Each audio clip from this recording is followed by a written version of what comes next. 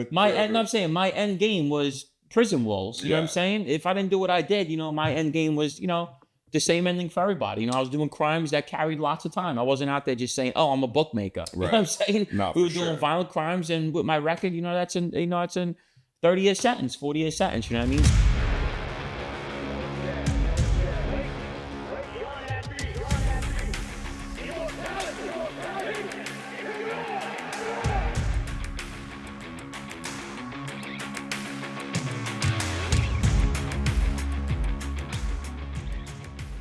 Money, Loyalty, Legacy is back, ladies and gentlemen. Check it out. Our next one with Gene Borrello. You guys know him very well, right? He did one with Matt. Unfortunately, I was on an airplane flying back to Chicago to see his tracksuit guy. We were there filming for a short movie with Gene Borrello. You guys are going to love it. It's a great show, great episode, and great short movie coming on. Check it out. Click the link below, subscribe, and please follow, like, and share. You go to prison and you think that your people would have your back. No, they don't have your back. Instead, my mother's paying for my commissary money. How the is that? I'm supposed to be happy about this right now? I'm supposed to be coming home jolly? Really? I'm sitting in prison, I can't get $1 from them? I'm blowing up cop cars, doing all this shit for them, and I get nothing out of this. What I get out of this? A reputation? What the good did that do me? I come home, I got clowns I'm answering to now, which I'll never respect or fucking recognize. They can send me all they want, but thanks a lot, I ain't going. So put a hit on me. You ain't killing shit anyway. Am I gonna go?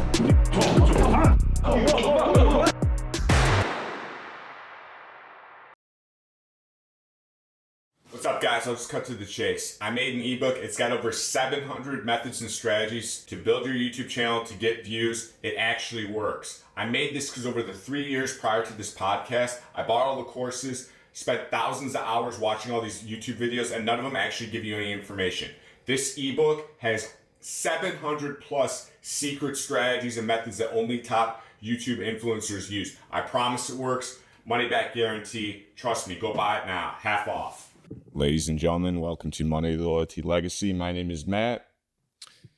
And normally the champ would chime in right now, but he is not here today. He had to go back for work. But we are here with everyone's favorite guest. You might know him from his book. You might know him for his charming personality. You might know him from being the best talker on social media and the uncrowned king of the true crime genre on the internet.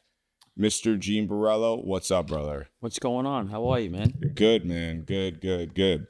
So I see you've been doing these shows. A lot of people have been asking you about this TV show, right? Yeah. A lot of them have been asking you questions that you're kind of like, I'm not really sure how to answer this, right? Yeah.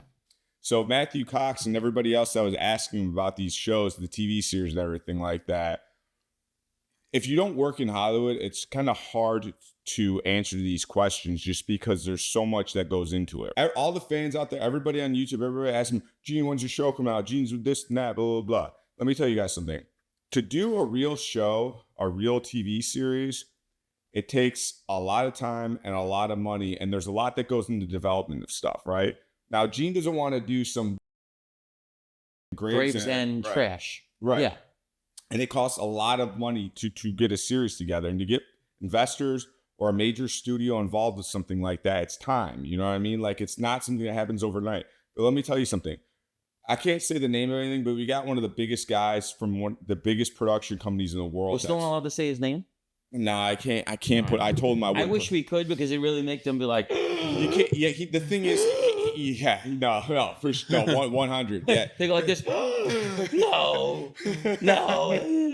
Yeah, it's legit. I mean, I'm just being real. We're being honest right now, like about things that are really happening. It's a long process, right? I spent this entire year talking to people about this, going over the script, doing everything to make it look right.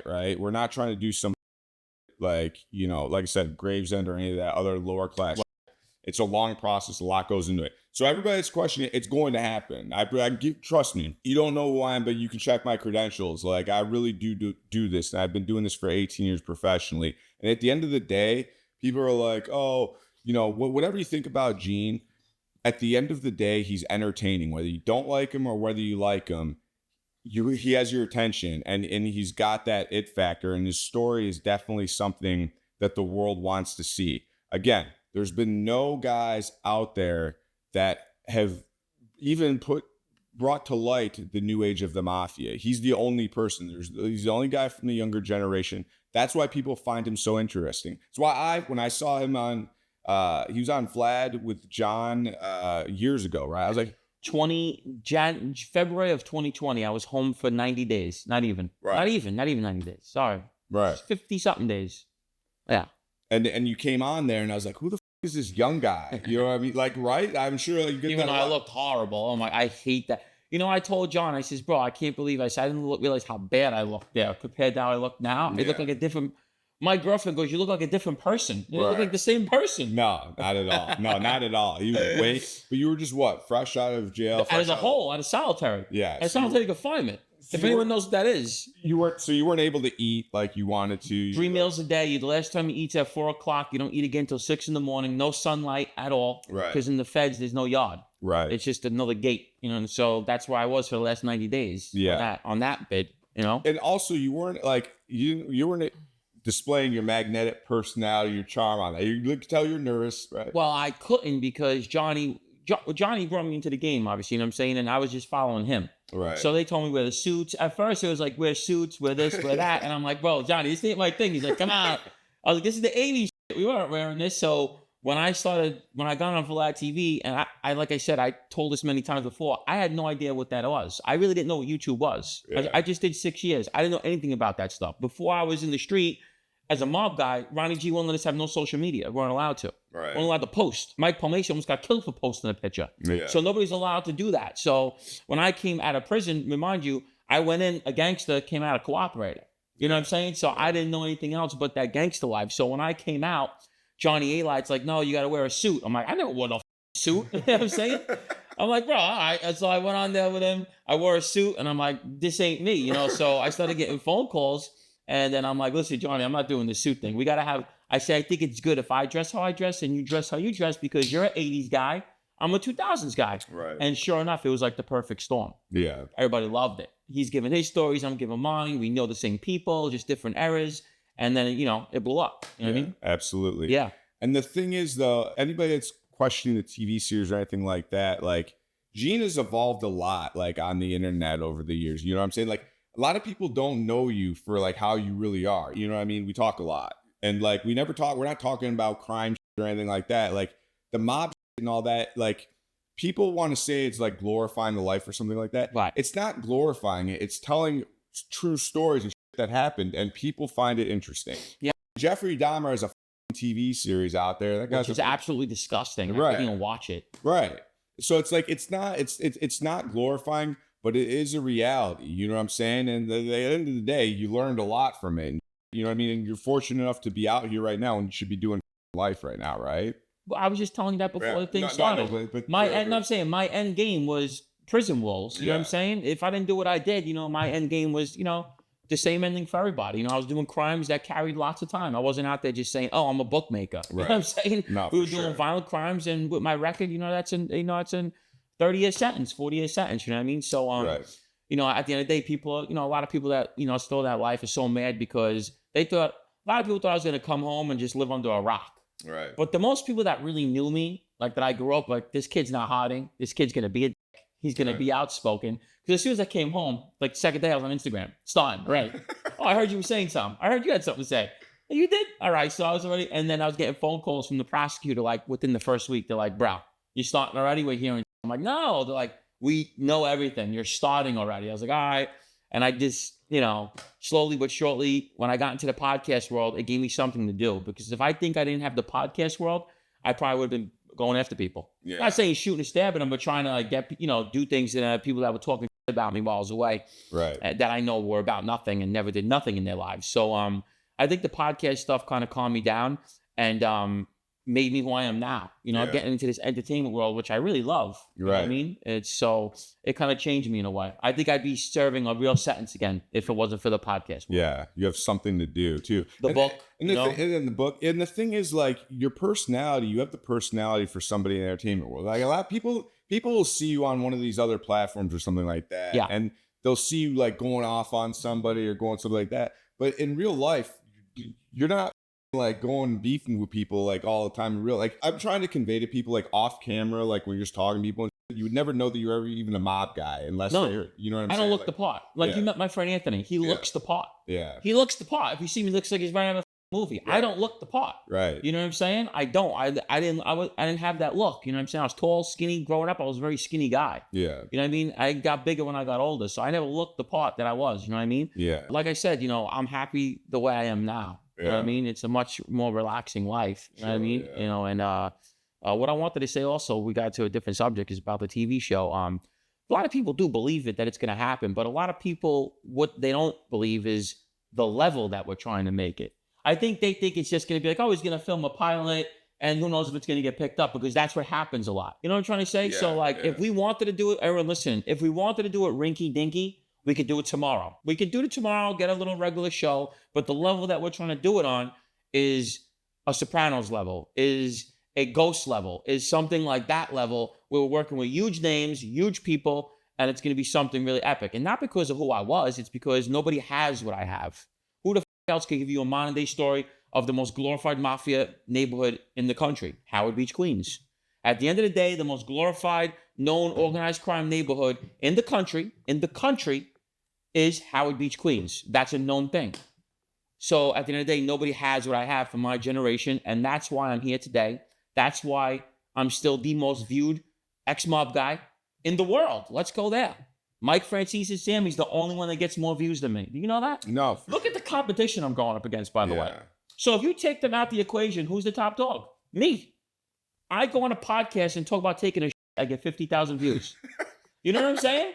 Think about it. I know it gets people mad. Guys try so hard to get a view. It's so hard. You get guys go on, they can't get a view. I could go on and just go lolly, lolly, la, and get more views than you tried for a year. And just me joking around. So it's going to irk people. You know what I'm saying? That comes the shit talking, and that's where it all comes in. But at the end of the day, you got to understand, I have the it factor. Like I was told by actors. I was told by you. By a lot of people. An actor, stuntman, guys that work with. A lot of people don't even know the things that you're a part of. You know what I'm saying? So it's the fact that my friend Dominic from Tulsa Kings, who's a really cool guy, and I'm going to have him play Ronnie G, and I'm going to say that open to the camera. He's going to play Ronnie.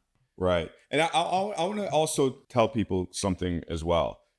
In the entertainment industry, right, when you have a project, you take it to a major studio. These major studios have other $100 million projects they're already working on. You know what I mean? So even though Gene's story is unique and awesome, he's competing with Batman, Superman, and like these other things. You know what I mean? But the thing that at the end of the day, if they weren't interested in it, the show wouldn't be in development. I wish you're allowed to say. I wish you were allowed to say the person that literally read my book. Yeah. Read my book. Watched our podcast together. All three of them. Which this guy, like when it does come out, and eventually we could say it, and then you all shut the up. And you can't lie about this. Obviously, you can't even get in touch with this guy. He wouldn't even to him to answer an email just to get a meeting. How long did it take for you to get a Zoom with him? 3 weeks. 3 weeks just to get in front of him for 40 minutes. And the thing is, he wouldn't even take a meeting if he didn't think that there was any money in the story and the script that we have. He's not going to even take a meeting. Right. He's not going to waste his time. Right. You know what I mean? An hour and a half to this guy is a lot of money. He created some of the biggest shows in TV, part of huge movies, whatever the case may be. Like I said, if it does crack off with this person, I will get whatever we want for our show. It'll be huge, and it'll be a huge thing. Like I said, if me and him wanted to do it tomorrow with other people, we can. But we're trying to focus on the big dog. Right. And he wants to be a part of it himself. Yes. Himself. He reached out to us, basically. Yeah. So I wish we could say his name, but eventually we were able to. But then it'll just be on TV, on TMZ, that we just signed a huge deal. So there you go. It's a long process, but it's legit. You can take your time and do it the right way, or you can throw some together and do it the wrong way. Right. And if you guys anybody that's read the book or watched any of his podcasts, you know all the action, all the crazy shit this dude did, right? Now imagine that being reenacted on television. It's only 10% of it in my book. Right. And remember, 110 pages was taken out of my book. Yeah. So you're only getting about 20% of the book. Right. They took out so much stuff out of it because this lady mangled the book on me and Lou, and we didn't realize it, but there was 120 10 pages missing. So, and that's still only 20% of my life. Yeah. So the show, like I says, when we do it, we actually gonna be a consultant on the show. Yeah. It's going to be so much involved. And there's so much in my neighborhood that I want to implement into the show about other crews and other people that you could just keep going with it. And the people see the vision. It's just a matter of the person that we're dealing with might be making a Marvel movie or something crazy. You know what I'm saying? It's just like, does he have time? Yeah. You know, we got to hope he does. Right, for sure. If not, there's been plenty of buzz about this show. Trust me, like a lot of interested people, a lot of big names. It's legit. I'm just saying this. Normally, I don't talk about my work in the entertainment industry with my podcast, but I wanted to put that out there for anybody that was asking the questions. I saw some of the interviews. People send me clips of Matthew Cox asking you questions, all these other people, and I just wanted to like jump into the camera and like help you out because it's like you don't really know. You know what I'm saying? Like the things that they're asking you, it's hard to answer some of them. Right. You're like, what status are you in? Right. I don't know. Like, you know what I'm saying? Like, it's like, I just wanted to clear that up. You know what I'm saying? Is that fair to say? Yeah, absolutely. I think that was good that we finally did this because remember, for a long time, let's say you wouldn't let me talk about nothing. You were one of them. This is true. You had me muzzled for a while. Right. I wasn't allowed to say things. I wasn't allowed to say certain things. So now the muzzle's kind of off a little bit. We can talk a little bit. Right. Yes. I did tell him all that. He had we had an agreement with that. And mainly just because it's the process of Hollywood, you know what I'm saying? And plus, like, I just knew that, like, when you did these interviews with these other names, I knew that was going to come up. You know what I mean? I wasn't sure how comfortable you were talking with some of the I don't want to say anything wrong. Yeah. No, because let's say if I slipped and brought up the big guy's name, it could have ruined everything. Yeah. You know what I'm saying? And that's why. And plus, if we say it beforehand, these haters will reach out. Right. And that's why it's good that we never did. So now we can just wait and then boom, boom. Also, let's bring up, while you're down here, we did a short film together. Yeah. Me, him, and a few other people. Still doing it. Still doing it. Yes. We're filming it every day. It's how good a lot is it? harder than I thought it was, you know? But how good is it? It's good. It looks great. The scenes look cool. You know what I mean? Gangsters, for me and the people that got involved in it, like you said, you didn't know what was going to be. You thought it was going to be horrible at first, right? Yeah. And then when it's behind camera and you see us acting the way we were in scenarios, it's like, oh, yeah. No, absolutely. Let me chime in on that. Gene was like, he hit me up. He's like, this, by the way, this short film, this has nothing to do with the TV. Nothing to do with it. Just practice. Yes. This is a little short film that we're doing mainly. And yes, people are going to have to pay for this, by the way, because it's a lot of time and a lot of money. It's super fucking tiring. You know what I'm saying? So whenever we get done with this, we'll have a platform for people to go and purchase it or whatever. But the thing is, these are all real guys that are in this. They're no longer in the life, but you can articulate it better. Like they get the life. So my friend, explain them why. So I wanted my friend Anthony Adriano in it. Anthony Adriano was a legit tough guy from my neighborhood. Like he's not just a guy where it's like, oh, he was around. Anthony Adriano was the toughest kid in my neighborhood at one time. You had to use a baseball bat on him. He'll throw you over a car. You know what I'm saying? He was a guy that every wise guy wanted. And he'd be like, I don't like to take orders. And even though he'd be perfect for that life, he was around it, but he respected it. But he just didn't want to be that guy in it where he got to follow orders and do that. So he always did his own thing. But everybody was scared shit of him. Yeah. You know what I'm saying? So I put him in it.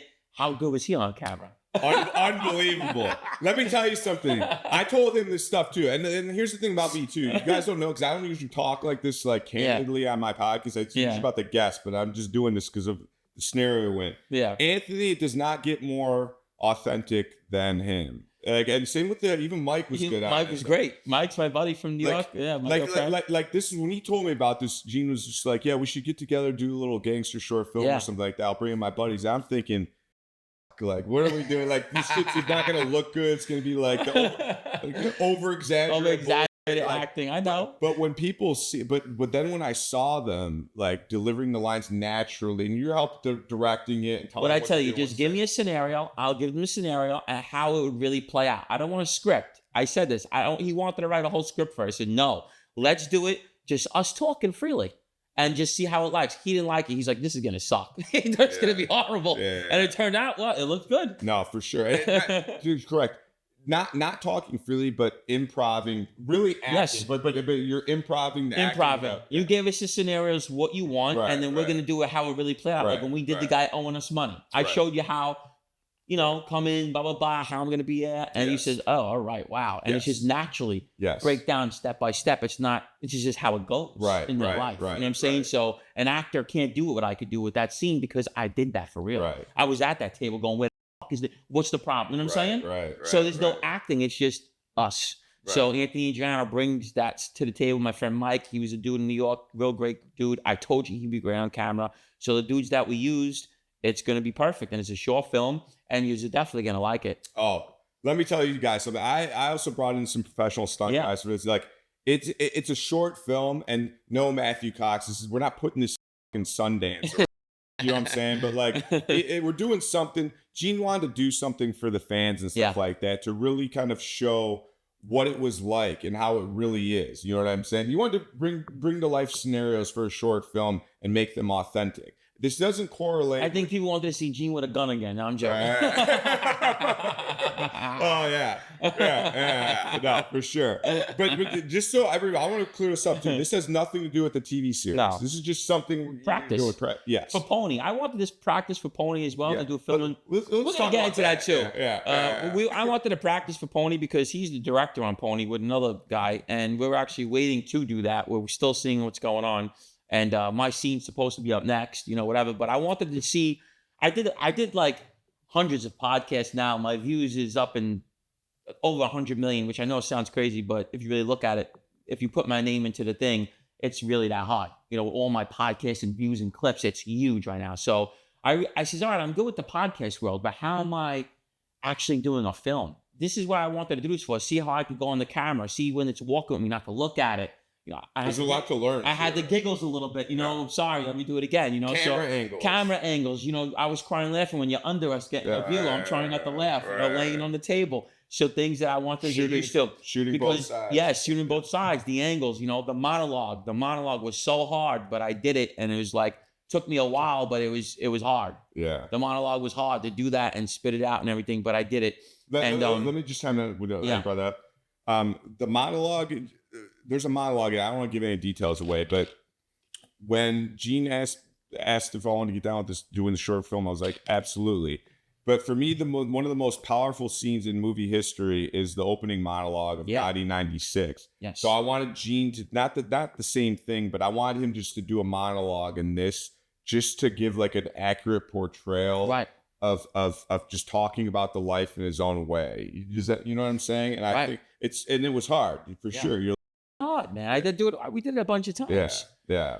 It took hours. No. But you know, how many times I walk up the fucking stairs? A lot. A lot. Listen, you know what? I'm happy about it.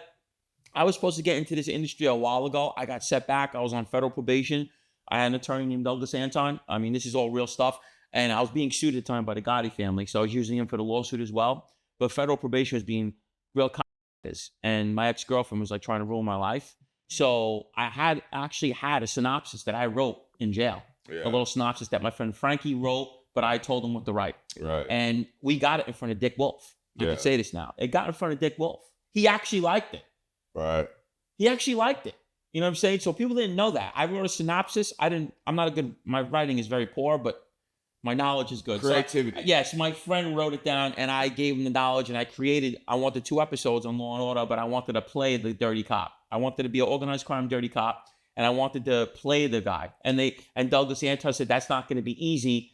You could probably sell it to them, but I don't know if they're going to want you in it. You know what I'm saying? So he was already trying to negotiate that because he has a client that's on Law & Order SVU. Right. And I created this whole scenario of a dirty cop. I know how Law & Order works. It always starts off with something you're seeing, like you'll find a murder in a nightclub, but it has nothing to do with the murder. It always goes into something else. Right. And I took that and I created a story and it went in front of him and he liked it. Yeah. Douglas said, yo, he kind of liked it. So it was heartbreaking when I went back to jail and it set me back for this fake domestic shit. Now we're talking. Yeah. So anybody out there, you weren't beating on girls or doing shit. Like, can we just clear the air with that? Because everyone knows that. I got stabbed. Right. In the leg, and I almost lost my leg over it. I almost lost my foot. The infection went down to my foot. And I took the weight because I didn't want her to get a stabbing, basically. Right. That's what that situation was about. I just want to put to bed all these rumors, all that shit. That's not true. Like he's not. No, I was stabbed in my calf. Yeah. I held it down for 2 days because I didn't want her to get a stabbing case. Yeah. That's fucking bad in Florida, whether or not. So I was like, and then I ended up getting locked up for this and for assault that never happened, and they threw it away. You know what I mean? But it was something for people to run with. And you also have to break it down. And if people had any kind of brain in the law, I am a predicate, persistent, violent criminal. I am a career criminal. I copped out to every charge known to mankind. If I was convicted of any kind of assault, I get 10 years. So if you think about it, Florida is one of the most strictest states in America. If it was Gene Borrello and I committed these crimes, would I be sitting here in front of you today? Absolutely I have not. nothing to give them, nothing to help them with.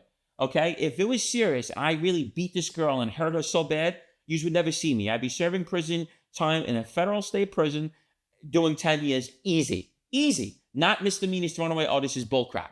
You know what I mean? So that's if anyone had a brain.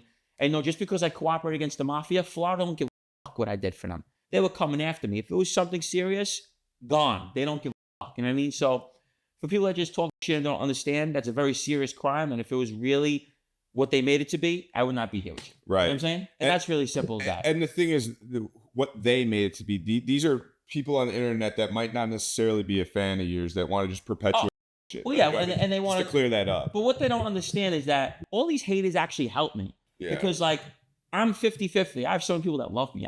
You see my fan mail. It don't stop. My DMs is like tons of DMs. I get tons of fan mail. People love me all over the world. But the hate mail also helps me by them being haters because they kept me going so much. Relevant so much where... And you understand that, too. Now I do. At first, I wanted to fight everybody. Right. I was literally trying to get addresses every day. I'm like, all right, I'm going to crack this guy. Like, literally, I swear. Now I'm just over it. Yeah, but I wanted to also put this out there for people. Gene's not an idiot. You know what I'm saying? He knows how to play the game. Like, I'm not going to give you all your secrets, but you know how to play the game. You know what I'm saying? Like, he knows, like, people, from people that don't like him, right? Yeah. He knows how to play right. I gotta say this, as much as I don't like this guy. Well, I always liked him, but he's in my old life. So when I came up my crew, there was the main guys. It was Ronnie, me, Pudgy, Ricky Kessler, Mike Padavona, and Mike Palmacio. That was our main guy, and Bobby Gialonzo. That was our main crew that we all hung out together. And there was a lot of other guys, but the main guys was us. And only one guy, I remember one time he's sitting and talking to me, and he goes, you know, you don't have me fooled. Pudgy. I'll never forget this to the damn day. And I like Pudgy. We end up, you know, he wasn't a tough guy. But you definitely shit on him. Yeah, I do because he wasn't a tough guy, but like I was mad at him for another reason. It's something he said. And because he always just said, oh, Gene's the only one I'll take 30 years. He was like one of those guys. But at the end of the day, he said something like, so I was going after him a little bit. But he was a cool guy. But he's the only one that ever told me, he goes, you know, you don't have me fooled. He goes, I know you play dumb. He goes, but I know you're one of the smartest guys in this room. He goes, you could hit me with all that. I don't know how to read. I don't know how to write. He goes, I know your game. And I was looked at him. I started laughing. I said, bro, it's what it is. He goes, you're not dumb at all. He goes, you know what you're doing at all times. And I know that. And he's the only one that ever really caught me. And that was the thing that I always did. I always like people to think I was dumb. I always like people to think I don't know what's going on. I'll ask you a question. What's that mean? I know what it means. Yeah. You know, now the cat's at the bag. I don't care. And I didn't mean to do that. No, it's true. It's just, I get tired of the comments. I literally used to like, I was so trained by Ronnie and Vinny because they were so good at mind warfare. I would do it. I do it in this world now today where I'll ask you a question 3 times in 1 month and see if you answer me right the same time every time. Right. I don't know if we full shit or not. Yeah. There's so many things that I took from my gangster life to the real world that works. Yeah. So my book smarts was very low, but my street IQ is like 7,000. Right. You can never get me, scam me, run game on me. You know what I mean? So it's like I took that stuff and only one guy ever really caught me. No, Pudgy, he's like, you don't have me fooled, bro. You're not a dummy. You're very smart. And I use that to this day in this world where I knew controversy was going to make me big in this game. Right. The first person, you know who I went after when I came in the podcast world? Who's the first guy I went after? Think about it. Who's the first guy I started beefing? Michael Francis. Yeah. And what happened? It gave me views. Every time I go on a podcast from that point, 70,000, 80,000. What was I going to say about him? I knew what I was doing. You know what I'm saying? I became, you know what I became? The Howard Stern of the mob genre. Right. To say anything, to do anything. People love that. Yeah. They used to go, I love the way the things he says about people. Not, oh, hey, I want to be part of the politics. I want to be a professional businessman. I'm like, bro, come on. Like, I hate the shadow band, Bond, show God. Hey, yeah, you know, I want to save the kids. Like, they don't want to hear that. I'm being real with you. They don't want to hear it. They want to hear gangster. Oh, you fucking jerk off this, that. And that's what kept me above all the other ones. You know what I'm saying? That's what keeps me. Right now, you have about 30 mob guys out there. Yeah. Between all of them, they don't get 10 views no more. I get told you, I go on the internet tomorrow, talk about taking shit. I'll get more views than all of them combined. Except for Mike Francis and Sammy Guevara. Yeah, but you're way more entertaining than them by far. Yeah, like, but not to hate on them, no, but it's true though, it man. don't matter. Sammy Guevara is like Jesus Christ in this game. You know, he was a part of the biggest things in mob history. You know, people are just gonna sit there and go, "Oh shit." Yeah. You know what I'm saying? Yeah. I don't have that, but I have the charisma. You know, the craziness, the style. You know, I dress like the younger kids. I drive McLaren. Hip hop culture. You know, I'm living the crazy life. Show that off. Show a little bit of that. You know, they hate that. You know, so like I said, I blended in with all the guys. I love rap music. I love, you know, my culture is different. Fashion, movies, sports. You know, I'm a big sports guy, and I think that's what's keeping me so relevant now. But like I said, I'm glad we got to clear up the TV show because everyone's like, "Oh, what's going on? What's going on?" Yeah. It's like it's gonna happen, but it's gonna be at a scale that we want it, which is gonna be huge, which takes time. Right? You know what I mean? You're talking millions of dollars. People don't understand, like, these executives in Hollywood, a lot of them are so busy and so high profile, they don't have an hour out of their day to entertain anybody, to talk to anybody. So for them to take their time out, let alone watch 3 podcasts that we did together and read his whole book in 4 days, and then reach out and say, let me see a script, then read the fucking script, then listen, they're not going to waste their time. Like, time is money. And you got to understand something. Like, we created a genre where people are making money off us now. Like, the mob genre was created by me and Johnny A. Mike Francis is the first guy that came out talking on interviews. Yeah. But me and Johnny A. started the mob podcast. Like, that's a known fact. Like, Mike Francis even said it. Like, you started the Mafia podcast. We all did this. Sammy, everybody followed suit on us. Yeah. I had Sammy Guevara coming on before he did any interview. They probably didn't even know what a podcast was. Everybody likes me that meets me. I swear to God, every ex-mob guy I talk to, Gene, I'll come on for you. Gene, I'll come on for you. Sammy Guevara was like, Gene, I'll come on for you. Then him and Eli started going to war. I had him coming on. I got violated. I'm like, Sammy, please, he didn't do an interview yet on one show. I says, please come on his first. We're a hot show right now. It'll be awesome. Do you know that me and Johnny just did a show talking about him, got 700,000 views? Really? Me and Eli did a show just, when? I'll show it to you. On the Johnny and Gene show, we did a show just talking about the Paul Castellano hit and him. We got 700,000 views on that. Really? Wow. Yeah. That's a lot of views, bro. You know what I'm saying? So I told him, just come on, man. He was coming on. And then I got violated, went into jail. They did all these stipulations about the show. And then him and Johnny started fighting and they never did the show together. And then when I came out, this guy had a show, that guy had a show, this guy had a show, that guy had a show. And then, you know, now all of a sudden, all these guys got podcasts because of us. They're still going to this day. Now they just fight with each other. Right. Like, I'm going to get a little secret. Lee Cole is a good friend of mine. I'm not saying that we didn't fight at all, but a lot of it was WWE. Yeah. Me and him used to laugh behind the scenes hysterically and be like, all right, we got to just pretend we don't like each other, but we really do. I'll be honest, like, who the fuck is that guy? Is he just a podcast? I don't know. I've seen like clips. You know what it is to me? Like, certain people, like, I'm so good at this industry. I don't know if you got it or not, and I don't know if you're gonna make it. How do you know? So I knew he's somewhat funny. Okay? You thought he was? Yes, he is. He said something that I still laugh about to this day. He goes, Johnny A. He goes, you shot him in the head and threw him off a bridge. He goes, you did it all for the kids. We were messing around with that kind of shit. People were asking for your autographs and shit. I love when he said that. He goes, oh, Johnny, you shot him in the head and threw him off a bridge. You did it all for the kids. And I still laugh about that to this day. I said, Johnny, that's funny. He goes, it is. Yeah, you know, so we used to get a kick out of it. And then we knew the ones that weren't going nowhere. You know what I'm saying? And a lot of the ones, there's so many stragglers. But like, I knew he would go somewhere. At the end of the day, Jeff Ledoux, I knew he'd go somewhere. He's good. He's a good crime reporter. He actually does his work. He does his homework. They're not podcasters. They're not podcasters. He's an investigator almost. He really knows it. And, you know, I had many fights with him, but we actually are friends as well. Yeah, can we talk about, like, there was that one live. Well, I get mad at him because I always have his back. Yeah. You know what I'm saying? And I tell him, Joey Molino, I'm not your friends. Yeah. And I didn't like that he was kind of like sticking up for him. So I got nasty with him, but afterwards we were on the phone. We worked it out. But me and him always do that. And like, we're supposed to hang out this week. You know what I'm saying? So me and him are genuinely friends.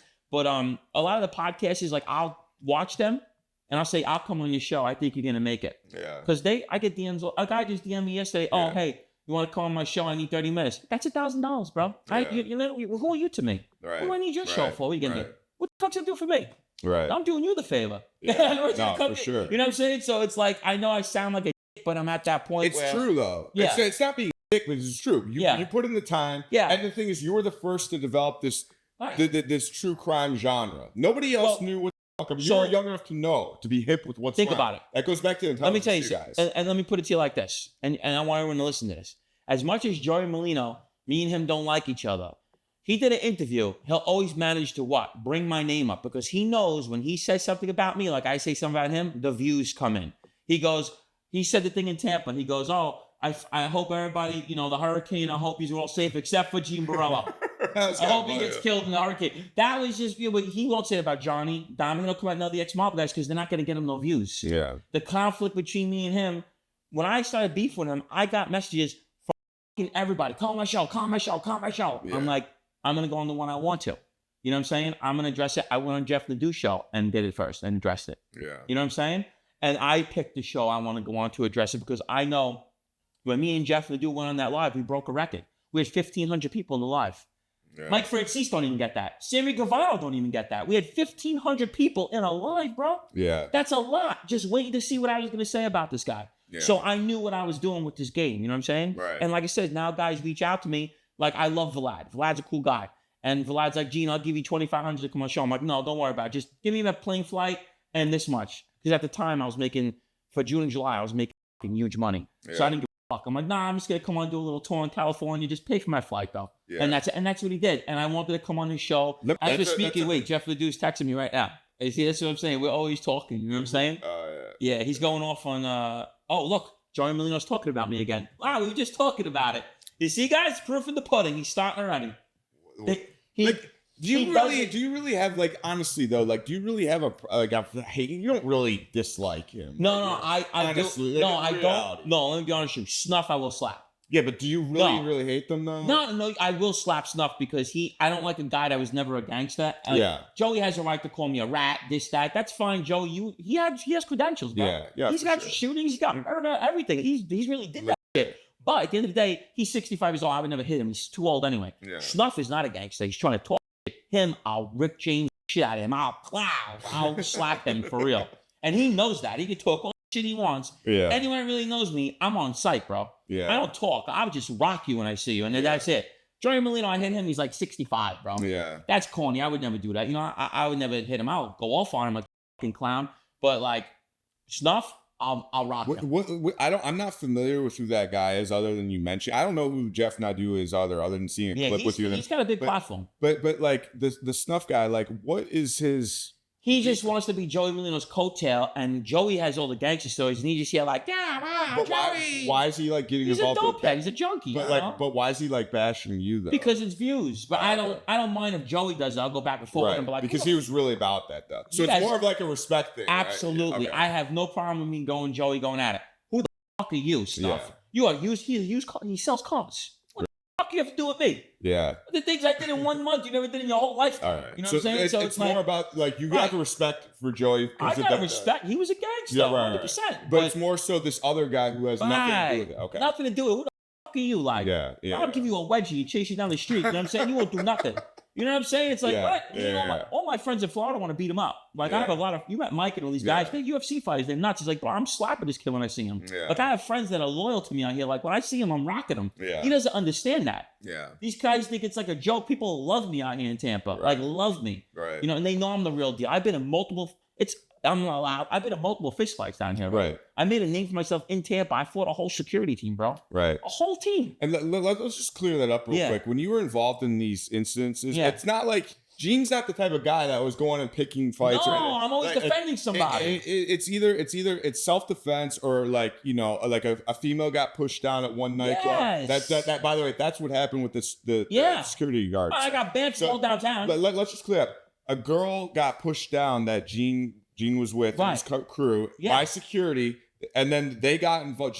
By a random guy. I knocked him out, and then the security tried to get involved, and we ended up fighting the bouncers. Right. And then I became cool with all the bouncers. They loved me. They're like, yo, I watched you on podcast.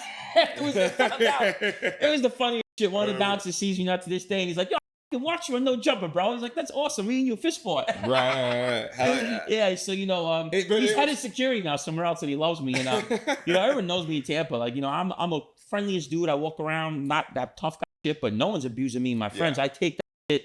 I take it what I used to do in New York to over here, except I don't use guns and knives. But, like, if you try to play me, I'm punching you in your face. Like, and I got locked up for that. And then, they threw the case away because, like, he started it. Right. But, like, I got banned from all downtown in Tampa. I was banned from every place. And then now it's all lifted. I'm all back because I was new to this. I wasn't used to people saying things and then getting away with it. I'm used to boom, and then that's it. We take it from there. You know what I mean? So now I learned Tampa. Everyone loves me out here. I'm friends with everybody, and you know, it's cool down here. But they don't understand, these guys, how much loyalty I got down here. Like, you come down here running your mouth about me, my boys will punch you in the face. I hang out with all legit tough guys down here. They're not troublemakers, but like, they're fighters. Right. Like, they'll give you a wedgie, but Snuff, like, give you a wedgie and send you down the street. Right. You know what I'm saying? Right. I just want to clarify that for people, because that was another thing people were wondering, like, oh, Gene's going to be a... Look, this guy, I just let me speak for you for a second. I've gotten to know you pretty well, right? Yeah. Not one time do him and I ever talk about his old mouth, except for you're on the podcast or anything. Like, he's a normal guy. Like, you know what I'm saying? You never know that he was in the mob or even anything affiliated with that. Why? Unless he told you about it. You know what I'm saying? Another thing is,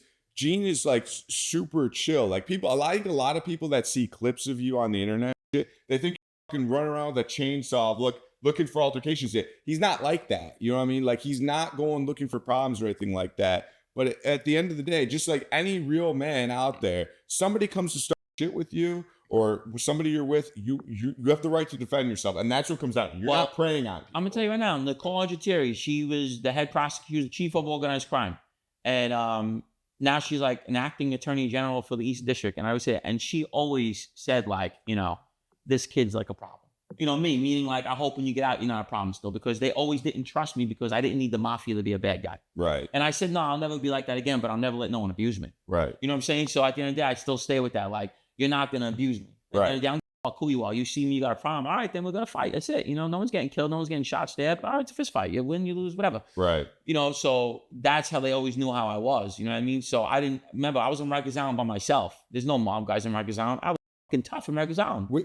Like, I got to tell you, like, it just, every time I see you and we like just interact or whatever, like we went out to dinner earlier after we got done filming, I just forget about the fact that you're actually in these places for so many years. Like, the worst of you're fucking crazy. You never think that. You know what I mean? And like, you know, and I prospered in there. I was with the guys. I was like, had a phone, a table. Like, I wasn't just in there. I was like, you know, holding it down for my people. And, you know, people think that's all fake stories. Like, if a guy came in from the houses I was in, like, yo, Gene was the real deal in Rikers Island. Like, this kid was really not a punk, like, you know?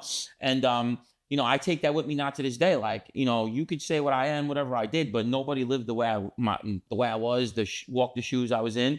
So yeah, I did what I did, but you know, you better be that guy to come up to me and tell me that. Yeah. You know, I could just walk up to me and go, oh, Gene Borrello, so-and-so, like, I'll crack you. You know what I'm saying? And then we'll take it from there. Right. You know what I mean? That's just the way I'm going to be to the day I'm dead. You know what I mean? And Johnny Light's the same way. Yeah. Oh, he's the same way. If Johnny was in his 40s, he's a knockout artist. Well, he's 67 years old. He's not afraid to get down. He got a bullet in him still. If you knew Johnny when he was 40 years old, you better use a baseball bat at him. Yeah. He's knocking you out cold. Like, he's beating the shit out of you. Like, you're not saying nothing to him. You know what I'm saying?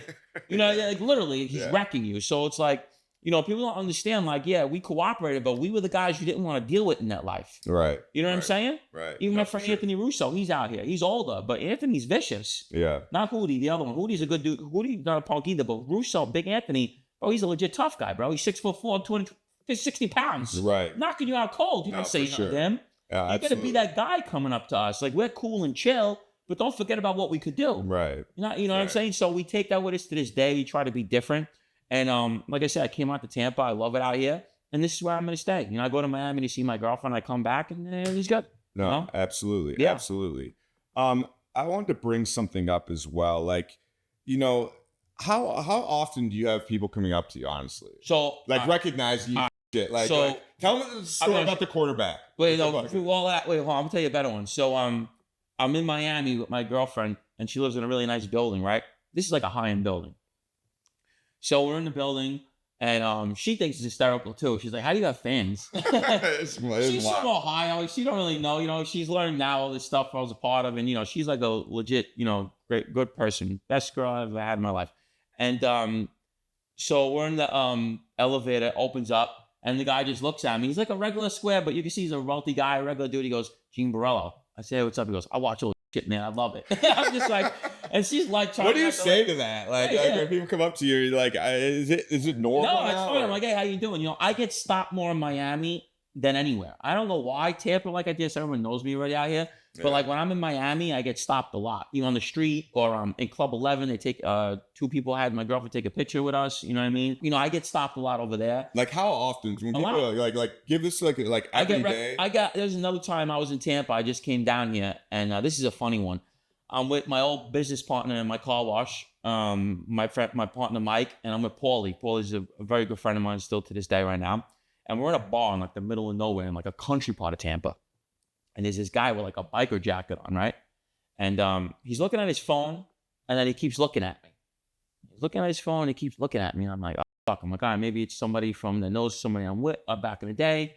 So he comes over, he walks over, and he's like, Gene Borrello. He's like, he goes, I just read your book. I'm looking at you to see if that was you. You look different. I'm like, all right. He's a dead out, legit biker. Yeah, not a Hell's Angel, but the other one. Outlaw. And he goes, you know what he told me? I respect him. He goes, Gene, I would love to take a picture. He goes, but I'll get in trouble. I'm acting. I was like, okay. I was like, no problem. He's like, but I just want to know I'm a fan of yours. He's like, I read your book and I had to come over. I was like, all right, thank you, man. That was it. You know, that was pretty wild to me that he's an active gangster still. Yeah. He was like, I can't take a picture of you. I'll get in trouble. Right. He's like, but I love all shit. And I watch you and I read your book. You know what I'm saying? So sure. I get stuff like that.